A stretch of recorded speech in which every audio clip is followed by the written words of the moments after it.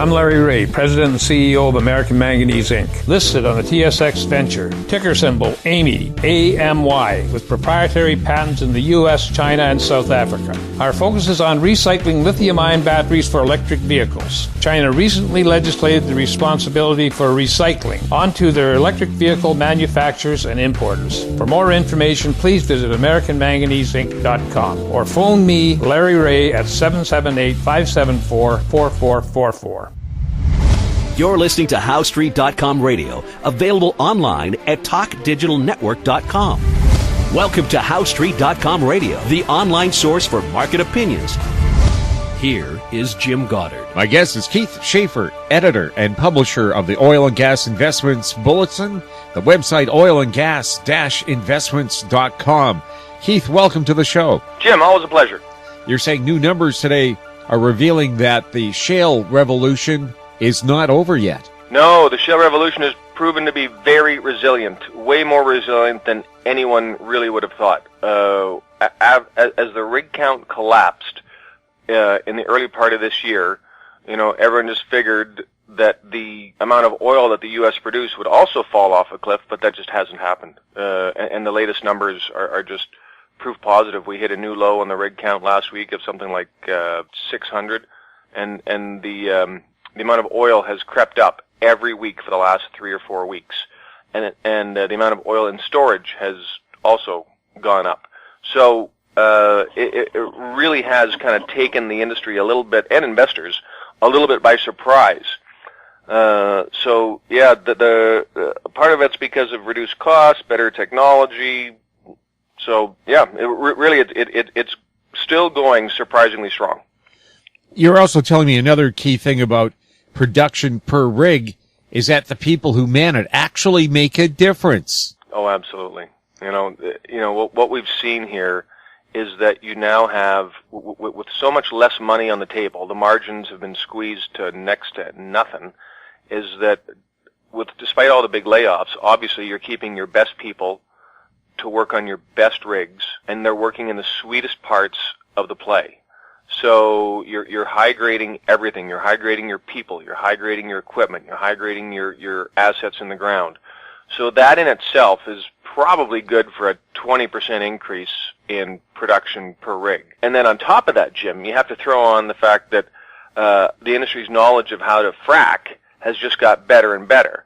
And I would say that last year, even 18 months ago, the industry was saying that we've kind of hit the limits on fracking. We're going to not really see any more big increases in percentages of how much oil we get out of the ground. But actually that's not been the case. We've stunningly, probably 20 to 30% in the last year, been able to increase production per foot out of an oil well just by increasing our knowledge of fracking. And just to give one example of that, there's this technology out there called the NCS multi-sleeve, and what it's able to do is, with a technology called microseismic, it's able to tell you pretty well exactly how far in the formation that frac has gone, and if it's communicating with another frac. So, i.e., is it stealing production from the last frac that it did? So what that does, Jim, it basically allows you to never overcapitalize a well. You never have to spend too much money, and then you get to know exactly how much oil is coming from each individual frac. Like, since we started the shale revolution 10 years ago, that's been the holy grail.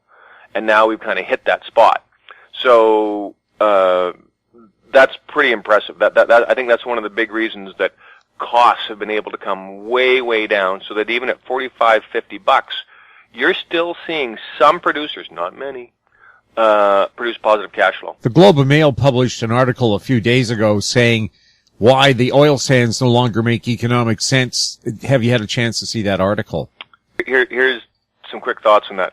Obviously, any new, or the industry calls greenfield, assets in the oil sands make no sense whatsoever at this price. Like, you saw that with Shell 2 weeks ago when they canceled their Carmen Creek asset. They had already put $2 billion into it, and they just said, forget it, not doing it.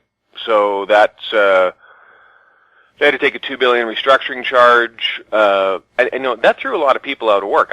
I happen to know one of the workers who's up there personally. That's near my hometown of Peace River. Yeah, and so that is really going to hit that is really going to hit the employment record of all the other provinces, because most of those guys don't actually work in Alberta. They're from Ontario, they're from the Maritimes, they're from BC. Basically, the rest of Canada doesn't really understand how the oil sands employs basically all of rural Western Canada. And so you have an article written by a newspaper based in Toronto. Do they understand the economics?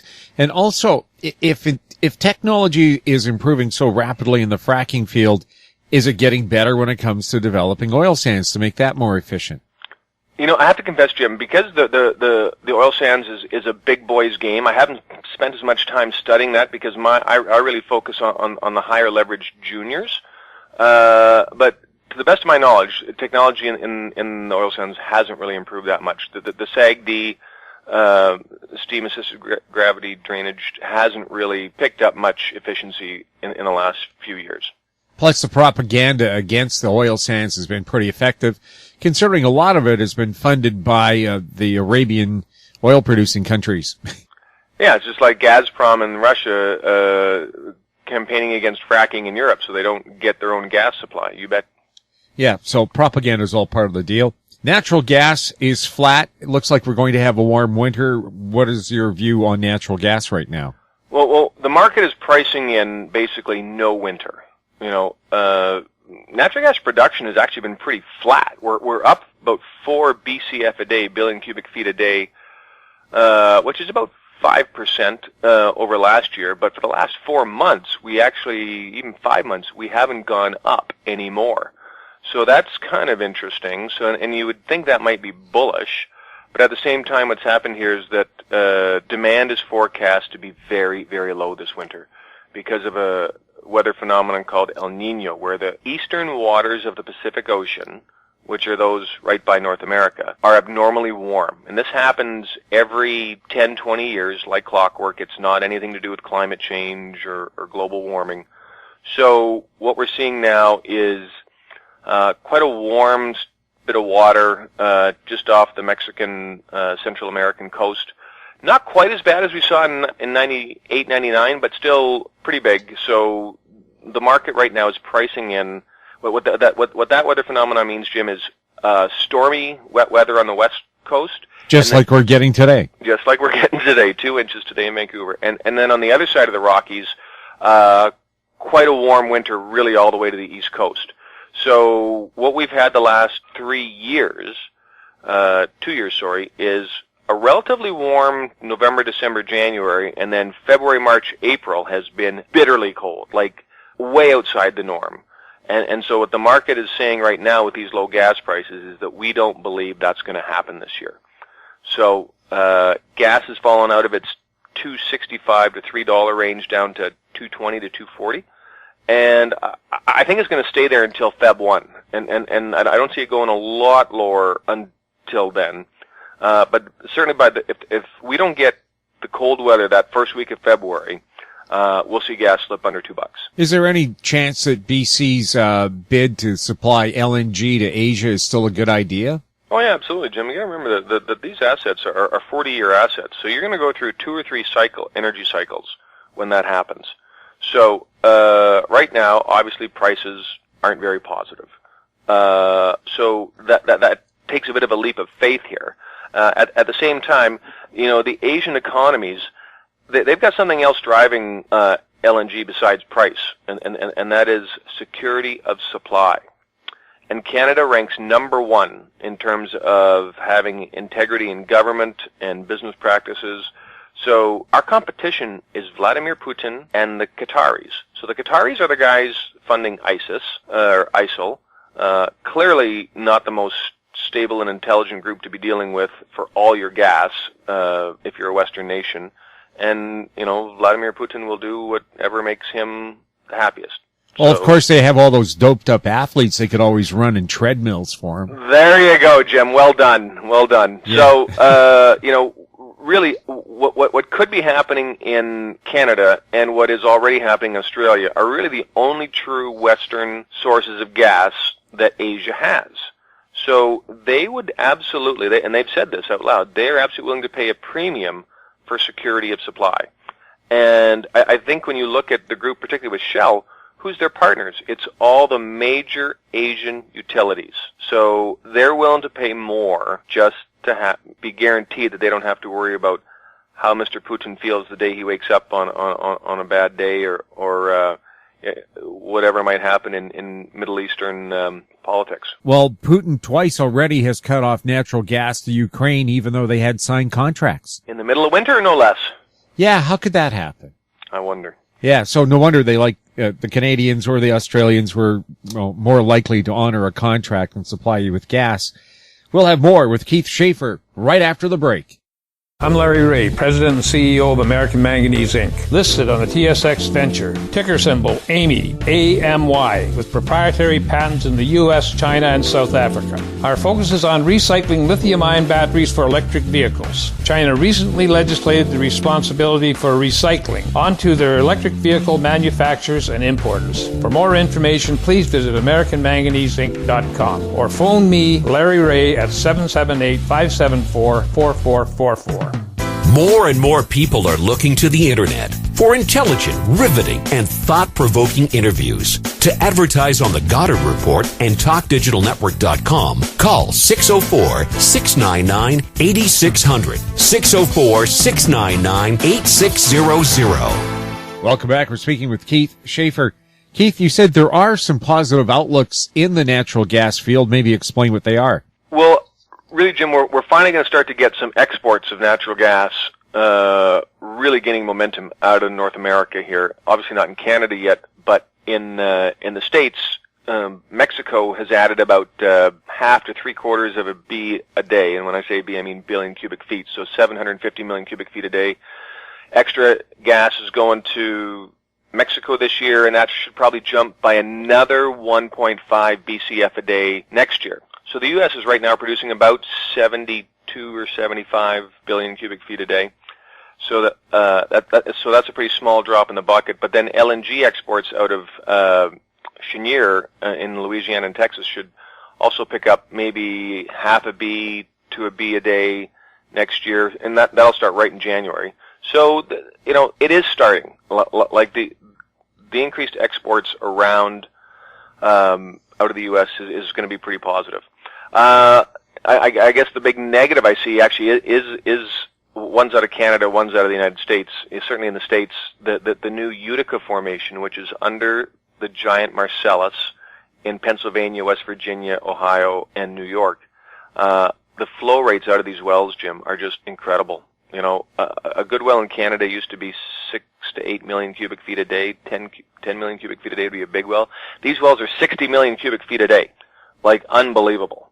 So that's, depending on how that gets commercialized, that's a fairly big negative. And the other big negative would be in Canada that you're looking at TransCanada has spent a lot of time in the last year and a half increasing its capacity on its main line and its gathering systems. So that could add another 2 to 4 BCF a day out of Canada in the very near term. So that would be a pretty big negative. We just do not have the demand to handle all that. President Obama has put the official kibosh on the Keystone XL project, but I've heard there's kind of parallel projects to it that could kind of have a patchwork workaround areas where they opposed it, and they still might get something put in. Well, certainly it was good news for Enbridge to have all the Greenies' attention on TransCanada, because they were able to put the Flanagan South pipeline into production here in January of this year and increase exports down to the U.S. of probably 400,000 to 500,000 barrels a day. And without a peep, not even a whisper of dissent or opposition, because everybody was so focused on Keystone. So really, all of Canada owes Mr. Girling, the CEO of TransCanada, a slap in the back for that one, keeping all the focus on him, and to Mr. Obama. And then, of course, the other thing that's going to happen here, Jim, potentially, is that lower oil prices right now are getting so low again that rail could once again be economic. There's some pretty big discounts up here in Canada for our oil. People don't understand that when they see a price in the newspaper or on the internet that WTI is at $44 today, and I'm not sure what it is exactly today, but I think it's like 42. But Texas is the only place where producers actually get that price. Basically, everywhere else in North America, everybody gets a discount to WTI, and that discount gets bigger the farther north you go.